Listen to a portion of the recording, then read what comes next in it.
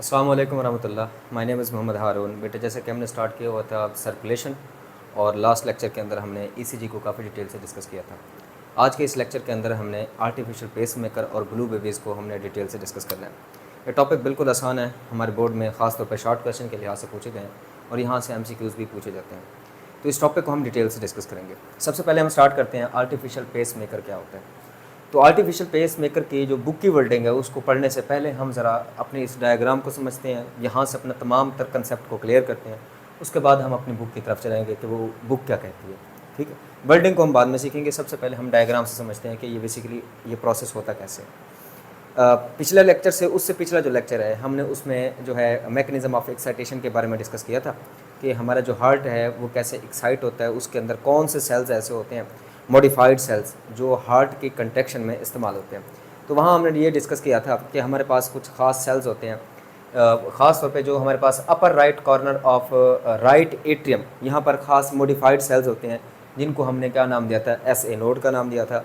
और उसके बाद राइट एट्रियम के लेफ़्ट कॉर्नर पे, ठीक है, बॉटम पे यहाँ पर आपको एक नेक्स्ट जो है हमारे पास नोड नज़र आता है जिसको हमने AV नोड का नाम दिया था।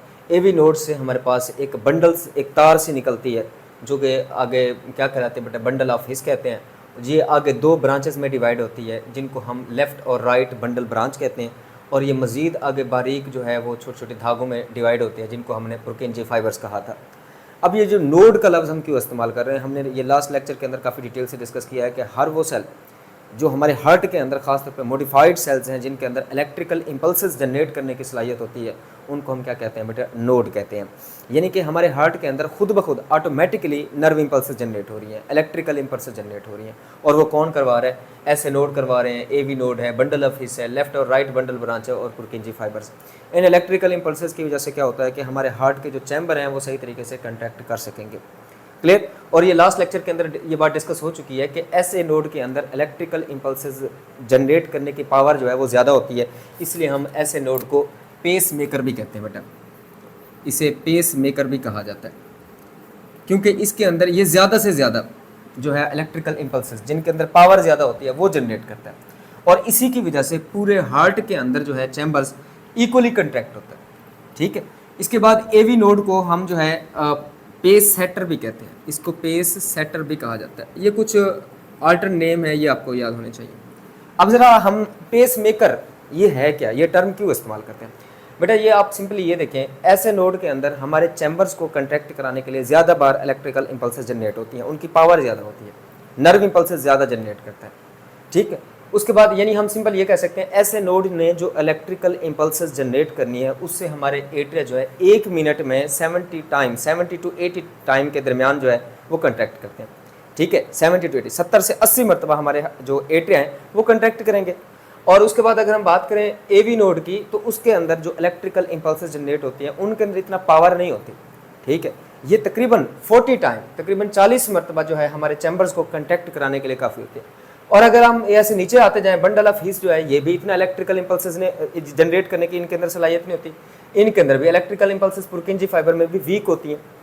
तो यहाँ से ये माइंड में आता है कि भाई हमारे एट्रिया ज़्यादा बार कंट्रैक्ट करेंगे अगर यही फिनोमिना रहा तो, और हमारे वेंट्रिकल जो हैं वो कम बार कंट्रैक्ट करेंगे और कंट्रैक्शन इनमें स्लो होगी। हालांकि ऐसा नहीं है, बल्कि तमाम चैम्बर्स इक्वल पावर के साथ, इक्वल रेट के साथ जो है वो कंट्रैक्ट करते हैं। ऐसा क्यों है? असल में होता यह है कि ऐसे नोड ने जो इलेक्ट्रिकल इम्पल्सेस जनरेट करनी है जिनकी स्ट्रेंथ ज़्यादा है, वो जहाँ पूरे एट्रिया के अंदर फैल रही होती हैं, साथ साथ जो है ये AV नोड तक भी वो इलेक्ट्रिकल इम्पल्सेस पहुँच रही होती हैं। तो अगर ये 40 टाइम बीट करवा रहा है हमारे चैम्बर को, तो जब यहाँ से आपको ऐसे नोड से सिग्नल मिलेगा तो वो इतना पावर एनफ हो जाएगी कि इसकी स्ट्रेंथ और इसकी स्ट्रेंथ बराबर हो जाएगी। यहाँ जो कमी थी वो ऐसे नोड से मिल जाएगी इलेक्ट्रिकल इम्पल्सेस की। ठीक है, फिर उसके बाद इलेक्ट्रिकल इम्पल्सेस यहाँ वीक हो जाती हैं, तो यहाँ से भी इलेक्ट्रिकल इम्पल्सेस चलती है, बंडल ऑफ हिस में आती हैं, वो भी डेफिशिएंसी पूरी जाती है। फिर लेफ्ट और राइट बंडल ब्रांच में जहाँ स्ट्रेंथ कम होती है, ऊपर से भी इलेक्ट्रिकल इम्पल्सेस आ रही होती है, वो मजीद पावर इक्वल हो जाती है। और उसके बाद इसी जो पुरकिंजी फाइबर है इसमें भी पावर को इक्वली शेयर कैसे किया जाता है, इलेक्ट्रिकल इम्पल्सेस ऊपर से जो आ रही होती हैं वही आगे ट्रैवल करती हैं। तो असल में इसलिए हम इसको क्या कहते हैं, ऐसे नोड को पेस मेकर कहते हैं, क्योंकि इसने जो पेस है, रिदम है, इसको सेट करके रखना है। सारे चैम्बर इक्वली कंट्रैक्ट करेंगे और इक्वल रेट के साथ कंट्रैक्ट करेंगे। तो ये कंसेप्ट है एक पेस मेकर का जो पूरी स्पीड को, रेट को जो है वो रिदम में रख रहा है और इक्वली तमाम चैम्बर, चाहे वो एट्रिया है चाहे वो वेंट्रिकल है, वो इक्वली कंट्रैक्ट कर रहे हैं। ठीक है, अब जो हमारा टॉपिक है आर्टिफिशियल पेस मेकर क्या है। बेसिकली क्या होता है कि हमारे अंदर जो है ऐसे नोड जो इलेक्ट्रिकल इंपल्सेस जनरेट करा रहा है, उनके अंदर इतना पावर अगर ना रहे, ठीक है, या एवी नोड जो इलेक्ट्रिकल इंपल्सेस जनरेट करवा रहा है, वो अगर इतना स्ट्रेंथ नहीं है, इतना पावर नहीं है कि एट्रिया और वेंट्रिकल को सही तरीके से कंट्रैक्ट करा सके, तो इससे हमारा हार्ट जो है वो सही तरीके से कंट्रैक्ट नहीं कर सकेगा और इससे डेथ होने के चांसेस होते हैं। तो हम आर्टिफिशियल तरीके से कुछ सेल बनाते हैं जो आगे इलेक्ट्रिकल सिग्नल देते हैं। वो इलेक्ट्रिकल सिग्नल जो है वो ऐसे नोड को मिलेगा, ऐसे नोड के अंदर जो कमी होगी या तो उसको मिल जाएगी, जिससे ऐसे नोड की पावर में जो है वो जो डेफिशिएंसी आ रही थी वो पूरी हो जाती है, या एवी नोड के ऊपर से जो है हम सेट करते हैं, वेंट्रिकल के ऊपर जो है वो सेल लगाते हैं, जिससे ये होगा कि एवी बंडल जो है या एवी जो हमारे पास नोड है उसकी पावर में जो कमी आ रही है वो मुकम्मल हो जाती है, पूरी हो जाती है। ठीक है, तो ये कंसेप्ट आपका है आर्टिफिशियल पेस मेकर का। तो आर्टिफिशियल पेस मेकर है क्या, बेसिकली ये हमने खुद से बैटरियां सेट की हुई हैं, खुद से सेल बनाए हुए हैं, जिसकी जैसे हमें इलेक्ट्रिकल सिग्नल देना पड़ता है, इलेक्ट्रिकल इंपल्स जनरेट करवानी पड़ती है जो हमारे हार्ट में कमी आ रही है उसको पूरा करने के लिए, ताकि हमारा जो हार्ट है वो सही तरीके से आगे क्या कर सके बेटा, कंट्रैक्ट कर सके। तो इसको हम कहते हैं artificial pacemaker. Hope so आप लोगों का ये कंसेप्ट जो है वो क्लियर हो चुका होगा। अब जरा हम बुक की वर्डिंग को समझते हैं। तो बेसिकली पेस मेकर है क्या, pacemaker is responsible for initiating impulses. ये इम्पल्सेस जनरेट करवाते हैं, जिससे क्या होता है, ट्रिगर हार्ट बीट रेट, जो हार्ट बीट यानी हार्ट के कंट्रैक्ट होने की जो रेट है उसको क्या करता है, मेंटेन करके रखता है। अब इसमें होगा क्या, if there is blockage in flow of electrical impulses, ये जो इलेक्ट्रिकल इंपल्सेस आ रही हैं जो आगे जो ऐसे नोड से एवी नोड के दरमियान है, अगर ऐसे नोड का सिग्नल नहीं मिलेगा ना, तो इससे ये होगा कि जो हमारे पास एवी नोड है इसमें जो इलेक्ट्रिकल इंपल्सेस जनरेट होती वो तो वीक थी, ठीक है, जिससे हमारे वेंट्रिकल सही तरीके से कंट्रैक्ट नहीं हो सकेंगे। एट्रिया ज़्यादा बार कंट्रैक्ट करेंगे और जो वेंट्रिकल है वो कम बार कंट्रैक्ट करेंगे, तो ब्लड सर्कुलेशन सारी डिस्टर्ब हो जाएगी। तो अब हम क्या करेंगे, अगर ये ब्लॉकेज आ चुकी है तो इम्पल्स इनिशिएटेड बाय ऐसे नोड अगर वो वीक है, ठीक है, तो फिर क्या है, आर्टिफिशियली पेस मेकर हम बनाते हैं। ये असल में बैटरियाँ होती हैं या इसके अलावा सेल होते हैं। क्लियर, ऑपरेटेड है, ऑपरेट इलेक्ट्रिकल इम्पल्सेस, यहाँ से इलेक्ट्रिकल यानी कि एक करंट सा जनरेट होता है, वही करंट जो है जो ऐसे नोड में कमी आई है या एवी के करंट में कमी आई है उस डेफिशिएंसी को पूरा करता है, ताकि हमारे एट्रिया और वेंट्रिकल सही तरीके से कंट्रैक्ट कर सकें। तो इट प्रोवाइड कंटिन्यूएट रिदमिक इम्पल्सेस, यहाँ से एक मुसलसल जो है रिदमिक यानी कि सही रेट के साथ जो है इलेक्ट्रिकल इम्पल्सेस जनरेट होती हैं, जो आगे फर्दर क्या करती हैं, वेंट्रिकल के कंट्रैक्शन को आगे क्या करती हैं बेटा, कंट्रोल करती रहती हैं। तो ये हमारा लेक्चर था artificial pacemaker. Hope so आप लोगों का ये कंसेप्ट जो है वो क्लियर हो चुका होगा। उसके बाद जो नेक्स्ट टॉपिक है बेटा वो है ब्लू बेबीज़। बड़ा इंपॉर्टेंट शॉर्ट क्वेश्चन भी है। ब्लू बेबीज़ के कंसेप्ट को समझने से पहले हमें यहाँ पर दो टर्म इस्तेमाल की गई है, एक है इंटर एट्रियल फोरामेन क्या होता है, या डक्टस आर्टीरियोसस क्या होता है। एम्ब्रियोनिक स्टेज पर, हमारे एम्ब्रियोनिक स्टेज पर क्या होता है, हमारे एट्रिया, दोनों एट्रिया के दरमियान यहाँ पर एक छोटा सा सुराख होता है। आपने ये अक्सर सुना होगा दिल में सुराख है, वो असल में बेसिकली है क्या, वो कुदरती तौर पर हमारी एम्ब्रियोनिक स्टेजेस पर एट्रिया के दरमियान फोरामेन होता है, एक सुराख होता है, उसको हम क्या कहते हैं, फॉसा ओवेलिस या फोरामेन ओवेलिस भी कहते हैं। हम यहाँ पर लगा लेते हैं फोरामेन ओवेलिस। क्लियर, फोरामेन जो है खड्डे के लिए, सुराख के लिए लफ्ज़ इस्तेमाल होता है, ठीक है। तो ये सुराख किसके लिए होता है, एक और भी होता है, वो ज़रा आप थोड़ा सा समझ लें। वो बेसिकली है क्या, एम्ब्रियोनिक स्टेज पर ही होते हैं। हमारी जो पल्मोनरी ट्रंक है, जो लंग्स की तरफ, ये पल्मोनरी ट्रंक जो है ये किसकी तरफ ब्लड लेके जाती है, ये लंग्स की तरफ, हमारे फेफड़ों की तरफ ब्लड लेके जाती है, जो कि ब्लड को क्या करता है, ऑक्सीजनेटेड करता है। अब वो पल्मोनरी ट्रंक और इसके अलावा ये एओर्टा, एओर्टा क्या करती है, ब्लड को आगे पंप करवाती है पूरी बॉडी की तरफ। Is it clear.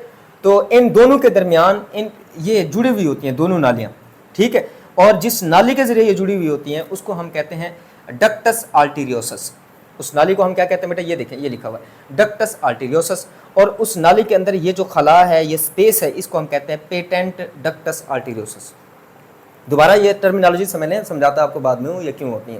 हमारे एट्रिया के दरमियान यहाँ पर सुराख होता है, उस सुराख को हम बेटा क्या कहते हैं, फोरामेन ओवेलिस, ठीक है। एम्ब्रियोनिक स्टेज में हम उसे कहते हैं फॉसा ओवेलिस, या इसका जो दूसरा नाम है हमारी बुक के अंदर दिया हुआ है इंटर एट्रियल फोरामेन भी हम इसे कहते हैं। इसके अलावा जो है हमारी जो नालियाँ हैं वो आपस में जुड़ी हुई होती हैं। ये एम्ब्रियोनिक स्टेज की बात हो रही है। एक पल्मोनरी ट्रंक जो लंग्स की तरफ जो है वो ब्लड लेके जाती है, दूसरा जो है हमारे पास वो एओर्टा, ठीक है। ये एक नाली के जरिए आपस में जुड़ी होती है जिसको हम डक्टस आर्टीरियोसस कहते हैं, उसमें जो मौजूद स्पेस है उसको हम क्या कहते हैं, पेटेंट डक्टस आर्टीरियोसस कहते हैं। क्लियर, ये कुछ टर्मिनोलॉजीज थी जो आपको समझाने की। अब जरा आप थोड़ा सा केस समझें कि ब्लू बेबीज के कंसेप्ट में होता क्या है। होता ये है कि एम्ब्रियोनिक स्टेज पर तो ये नालियाँ आपस में जुड़ी हुई हैं, यहाँ पर ये सुराख भी मौजूद होता है, लेकिन आफ्टर द बर्थ, बच्चे की पैदाइश के बाद, ये या तो चंद सेकंड पहले, बिफोर सम मिनट्स, ठीक है, चंद मिनट पहले या आफ्टर द बर्थ जो है चंद घंटों के बाद, ये जो हमारे पास लेफ्ट एट्रिया और राइट एट्रिया के दरमियान ये सुराख है ये बंद हो जाता है। क्लियर, और यहाँ जो ये नाली है ये भी ऐसा ऐसा बंद होना शुरू हो जाती है। ये पहली बात तो ये है कि ये इनके दरमियान स्पेस थी क्यों? इनके दरमियान स्पेस इसलिए थी कि क्योंकि बच्चे के जो लंग्स थे माँ के पेट के अंदर वो क्लोज होते हैं, बंद होते हैं, ऑक्सीजनेटेड करना नहीं होता क्योंकि मदर से ऑक्सीजनेटेड ब्लड ही आ रहा होता है। ठीक है, चूंकि लंग्स क्लोज हैं तो इसलिए लंग्स वाला रास्ता जो है वो बंद करना है ताकि ब्लड जो है आगे लंग्स में ना जाए। अब वो कैसे क्लोज किया जाता है? ये जो हमारे पास राइट एट्रियम और राइट वेंट्रिकल के दरमियान वॉल्व्स हैं जिनको हम ट्राइकस्पिड वॉल्व कहते हैं, ये क्लोज होते हैं।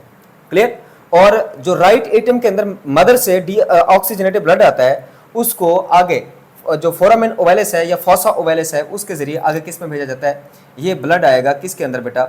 लेफ्ट एट्रियम के अंदर। लेफ्ट एट्रियम से लेफ्ट वेंट्रिकल, और लेफ्ट वेंट्रिकल से जो ब्लड है वो इस एओर्टा के जरिए बच्चे की बॉडी के अंदर जाता है। अगर ऐसा हो जाए कि थोड़ा बहुत ब्लड जो है राइट एट्रियम को क्रॉस करके राइट वेंट्रिकल में आ जाता है तो फिर क्या है, वो किस में जाएगा? पल्मोनरी ट्रंक में जाएगा। पल्मोनरी ट्रंक से लंग्स में ना जाए, यहाँ पर एक नाली होती है जिसको हमने क्या नाम दिया हुआ बेटा? डक्टस आर्टीरियोसस। इसके जरिए ब्लड जो है वो किस में चला जाएगा? इस हमारे दोबारा एओर्टा के अंदर चला जाएगा। तो असल में यही है कि लंग्स के पास, चूंकि लंग्स तो क्लोज होते हैं, ऑक्सीजनेटेड ब्लड ऑलरेडी आ रहा होता है, तो वो ऑक्सीजनेटेड ब्लड जो है वो डिस्ट्रीब्यूट किया जाए, उसको जो पल्मोनरी ट्रंक के जरिए लंग्स में ना भेजा जाए। इसलिए ये दो स्ट्रक्चर्स हैं ये हमारे अंदर मौजूद होती हैं। ये एम्ब्रियोनिक स्टेज की बात हो रही है, आफ्टर द बर्थ, पैदाइश के बाद। ठीक है, ये आस्ता आस्ता ये सारी स्ट्रक्चर, ये सुराख भी बंद हो जाता है और इसके अलावा ये नाले भी इसको कंटेक्ट कर दिया जाता है, क्लोज कर दिया जाता है, खत्म कर दिया जाता है। तो ये तरीकाकार है। अब ब्लू बेबीज के कंसेप्ट में होगा क्या? या तो ये सुराख जो है राइट एट्रियम और लेफ्ट एट्रियम के दरमियान, जिसको हमने फोरामेन ओवेलिस का है, ये बंद नहीं होगा, ठीक, या फिर ये होगा ये नाली जो है ये कंट्रैक्ट नहीं होगी, ये खत्म नहीं होगी। अब होगा क्या? इससे होगा ये कि जो हमारे पास अब चूंकि आफ्टर द बर्थ ये वाला रास्ता खुल जाता है, ठीक है, ये वॉल्व्स ओपन हो जाते हैं, राइट एट्रियम से राइट वेंट्रिकल के अंदर ब्लड आएगा और राइट वेंट्रिकल से जो है पल्मोनरी ट्रंक लंग्स के पास जाएगा ना ब्लड, तो ये डीऑक्सीजनेटेड ब्लड, इधर से सारा ऑक्सीजनेटेड ब्लड आ रहा होता है एओर्टा के अंदर, तो वो डीऑक्सीजनेटेड और ऑक्सीजनेटेड ब्लड मिक्स हो जाता है। बच्चे को मिक्स ब्लड की सप्लाई की जाती है, जिससे क्या होता है कि उसके अंदर ऑक्सीजन लेवल डाउन होता है और उसकी जो स्किन है वो ब्लू होना शुरू हो जाती है। हम उसे क्या कहेंगे फिर? Blue babies. क्लियर? तो ये आपको ये दो टर्मिनोलॉजी समझाना बहुत इंपॉर्टेंट था ताकि आपके ये कंसेप्ट क्लियर होंगे तो आगे हम जा सकेंगे कि ब्लू बेबीज के कंसेप्ट में होगा क्या। अब जरा हम अपनी बुक को फॉलो करते हैं कि failure of inter atrial foramen, atria के दरमियान जो फोरामेन सुराख को कहते हैं, वो सुराख मौजूद है जिसका नाम मैंने आपको बता दिया, फोरामेन ओवेलिस भी कहते हैं। इसके अलावा क्लोज ऑफ डक्टस आर्टीरियोसस, अगर डक्टर आर्टीरियोसस भी फेल हो जाए, यानी कि क्लोज होना, उसने क्लोज होना था लेकिन वो क्लोज नहीं हुई, ठीक है, इसकी वजह से क्या होगा कि हमारी बॉडी के अंदर oxygenated blood plus deoxygenated blood, बेटा ये क्या हो जाएंगे? मिक्स हो जाएंगे। ठीक है, हमारे अंदर ऑक्सीजन का लेवल जो है वो डाउन होना शुरू हो जाएगा और हमारी जो स्किन है वो डीऑक्सीजनेटेड ब्लड की वजह से ब्लू होना शुरू हो जाती है। इसे हम साइनोसिस भी कहते हैं। साइनोसिस का मतलब होता है ब्लूइश ऑफ स्किन का ब्लू हो जाना। क्लियर? तो क्योंकि हमारी ब्लड जो है वो मिक्स हो गया, इस कंडीशन को हम ब्लू बेबीज भी कहते हैं। ये जो डिजीजेस हमने डिस्कस की हैं इनको कंजेनाइटल हार्ट डिजीज भी कहते हैं। कंजेनाइटल हार्ट डिजीजेस यानी कि बाय बर्थ, कंजेनाइटल जो वर्ड है ये बाय बर्थ के लिए इस्तेमाल होता है, बाय बर्थ, यानी कि ऐसी डिजीजेस जो पैदाइशी तौर पर बच्चे को हों उनको हम क्या कहते हैं? कंजेनाइटल हार्ट डिजीज भी कहते हैं। अच्छा, एक और कंसेप्ट भी आप लोग याद रखें, ये जो वेंट्रिकल के दरमियान यहाँ पर्दा है, अगर ये भी सही तरीके से ये डेवलप ना हो, यहाँ पर भी सुराख रह जाते हैं जिससे ऑक्सीजनेटेड और डीऑक्सीजनेटेड ब्लड के मिक्स होने के चांसेस होते हैं। तो ये आज का हमारा टॉपिक था आर्टिफिशियल पेसमेकर और इसके अलावा ब्लू बेबीज़, जिसको हमने डिटेल से डिस्कस किया है। होप सो आप लोगों को ये लेक्चर पसंद आया होगा। इंशाल्लाह नेक्स्ट लेक्चर के अंदर बाकी टॉपिक्स के साथ, खासतौर पर जो ब्लड वेसल्स है इसका पोर्शन हम स्टार्ट करेंगे। आज के लिए बस इतना ही है, इजाज़त दीजिए, अल्लाह हाफ़िज़।